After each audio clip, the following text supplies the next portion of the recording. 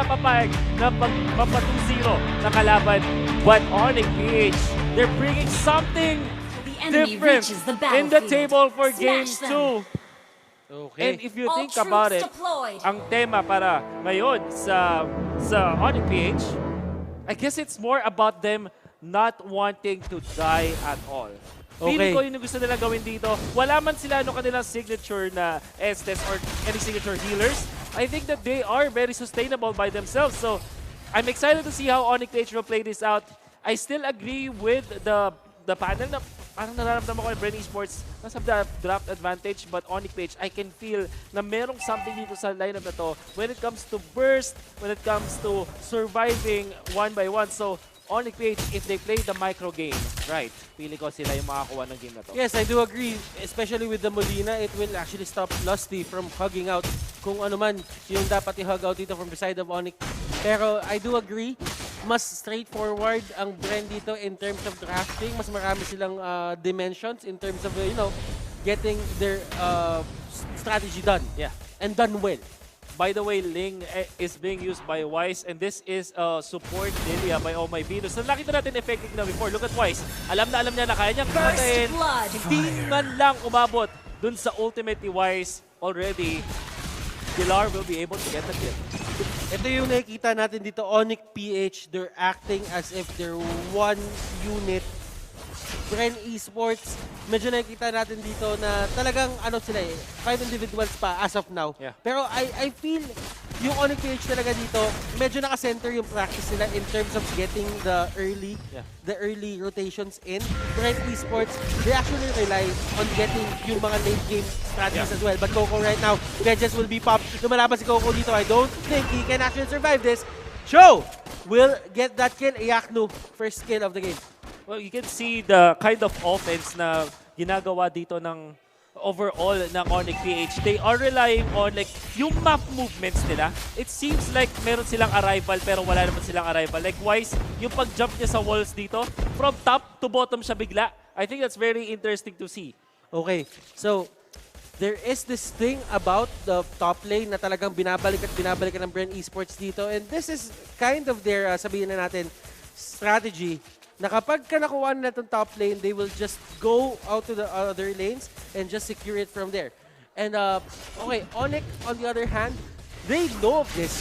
So they will just go din, this is my top lane, and try to stop on thwart kung ano man yung binabalak dito ng Bren Esports. Fuzakan dito, getting caught out, and Coco, mga kaibigan, using all of his skills, but he will take down Nana kasi meron pa ring burn na naiwan dun sa Nana na yun. Now Lusty is gonna take a lot of shots. Now Wise jumping in, does have the ultimate, gets the takedown. At meron pang kasama si Coco with the Iyaknu. Kasama nga naman yung Way of the Dragon na papwersa ang Contra Inferno. Oh My Venus, nice dodge at paggamit naman cheers. In comes Pilar, does have supplement of damage, and in comes Iyaknu pero hindi na sila mag-overdive.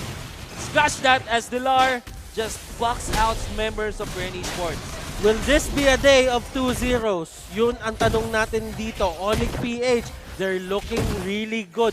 Iyaknu dito will secure that red buff para na side niya, and this has been the story time and again. Even in game number 1, Wolf, walang kahit anong buff na nakukuha dito masyado yung Bren Esports. Yeah.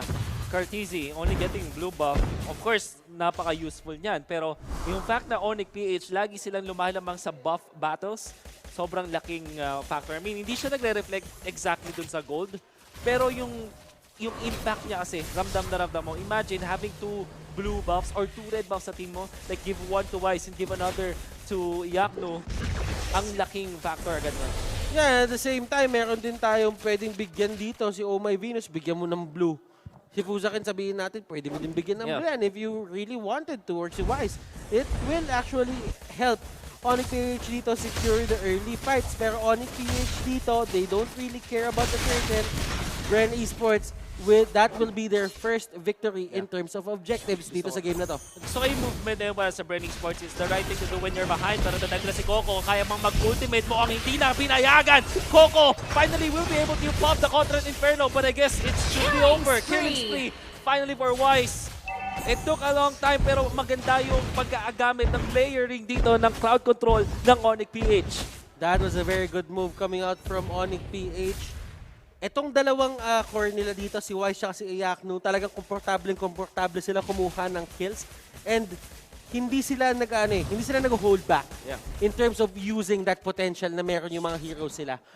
Bren Esports on the other hand, they are just trying to give you. They are just trying to funnel etong ginagawa ni Few ngayon. Yes, the double marksman combination isn't really dying as much. Zero deaths sila dito. But still, the fact remains na you're not doing anything proactive sa may mapa. Exactly. Tamang-tama sinabi mo yan kaya Butters. Yung presence ng Ling para sa Onic PH, coupled with the start, pag tinignan mo yung farm ni Carl TZ at if you dito nasa 2K lang, almost 3K lang, pero 4-5 up na si Iyaknu at si Wise. Makikita mo na dahil sa threat ng Ling, yung Kimi mo na dapat paikot-ikot sa mapa kumukuha ng Torre, nasa taas lang all this time. And now Lusty can be caught and there's the kill. Syempre, Onic PH will secure that. 6-1 once again, parang yung game 1 lang. Onic PH, very, very consistent in their showing dito sa ating 2 games. Onic PH, can they stop this right now? Bren Esports, they're actually trying to find kung ano man yung dapat nilang masagot dito. Tignan mo yung farm. Butters, 3-5 lang yung dalawang marksmen ng Bren Esports. Samantalang Onic PH, 5K on the Ling. Show with 3-8. Iba yung epekto ng lineup dito ng Onic PH. Bren Esports cannot find the farm. And it's not even about the Ling anymore. It's about the Cho na out of nowhere, pwede kang sipain and just get the kill from there.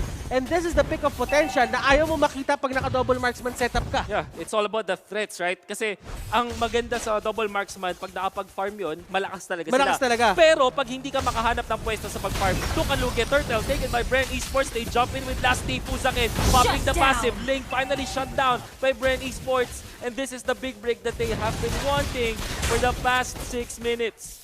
And that is going to be the first turret for the side of Bren Esports. At least, well, that is the second one. At least they are getting yung objectives na hinahanap nila dito and they will go straight for the second turret.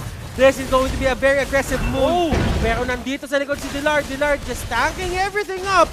And dalawang marksman niya hawak-hawak niya and Few using that Death Sonata dashes to get away. Nakikita din natin dito yung slight weakness ng Onic PH lineup. They don't have the best initiation. Siyempre, meron silang Cho, pero hindi naman din laging nandun sa laban si Iyaknu for that initiation. Dilar with this Uranus, medyo na-expose yung main weakness which is wala kang instant na initiations. But in terms of like overall map control, nakaka-abante pa rin dito yung Onic PH. I would dare say, Bren Esports, if they keep doing this, makakuha sila ng magandang advantage. Like killing off Puzakin, really, really good for the team. Now, Lusty, happy to tank the damage, honestly. At makakabagback lang. No deaths. Pato sa may baba, nagkakaroon ng away dito, Coco and Iyaknu. That Wave the Dragon won't be comboed with a second trigger kasi medyo suntok sabon nga naman kapag pinilit mo ang isang Tams. Without the Wave the Dragon, syempre, hindi mo kaya patayin. And I don't think na kaya din patayin pa at this point ng isang Cho, ang Tams, even with the advantage. Need more people in there. Now, Lusty going for oh my Venus, and I think there's Black Shoes gonna be used. Pero okay lang, patay pa rin naman. Wise threatens from up above, pero hindi na nila itutuloy. Literal na Black Shoes ni Knock Shoes. Oo. Black Shoes na mga Knock Shoes. Knock Shoes, right? Yung tawag sa mga fanbase niya. Turtle resurrecting soon. Oy, pero alam mo Bren Esports dito, they're doing a great job finding these pickoffs. And Lusty, kahit siya yung gumagawa ng plays dito, he did not foresee this. Coco! This is a 3v1! Oh my goodness! Wow. He takes down 2 Coco dito with the plays! Incredibly bad decision making para sa Onic PH. Surely, meron silang control. Now, Wise gonna be trouble. Nahuli pa nga. Bren Esports punishing. At syempre, Coco Sanity na naman. Whatever lead na hawak ng Onic PH kanina, wala na ngayon. This is the problem we are talking about. Mayroon tayong replay dito of what happened. And you know for sure na once na wala na hindi nila napatay before the Cotret Inferno, for sure makapag-regen up ang isang Tams. Lalong-lalo na tatlo kasi sila doon. I mean, kung 1v1 yun, hindi makapag-regen ng ganun kabilis yung isang Tams. But you have to take note, pag tatlo kayo tinatamaan ng Cotret Inferno, surely doon kayo mayayari. So, bad decision making from Onic. I guess, hindi ko rin magets kung bakit ang nasa tabi si Puzakin. Should have just di ba? Move away. You have the range advantage. Pero nandito, nagkakaroon ng away-wise dito with the Tempest of Blade. Nasa may pinakalikod, Dilar tries look at to the soak damage. up everything. Last dito, nasa may pinakaharap, Dilar, niyakap niya lahat pero hindi niya nakaya yung damage output. And look at this, Coco, ang pagbangon ng api. Okay, Coco, ayaw niya na. Ayun na. Ayaw na, Hindi ayaw na ni Coco. lalaban. No, Lusty though, catches Fuzakin. Should be a kill. Nana goes down. All of a sudden, Bren Esports now at the advantage. At makakakuha sila for sure. This might even be it. If hindi lalaban dito yung Onic Fish, na kung sila yung mayari. Lusty jumps in. Wants to eliminate Oh My Venus. And konti na lang mga kompo nila. Base in trouble. Bren Esports. One fell swoop. Onic Fish goes down. The magic of Bren Esports never fails. And in terms of, you know, getting these miraculous comeback plays, medyo, sabihin na natin to, may track record talaga.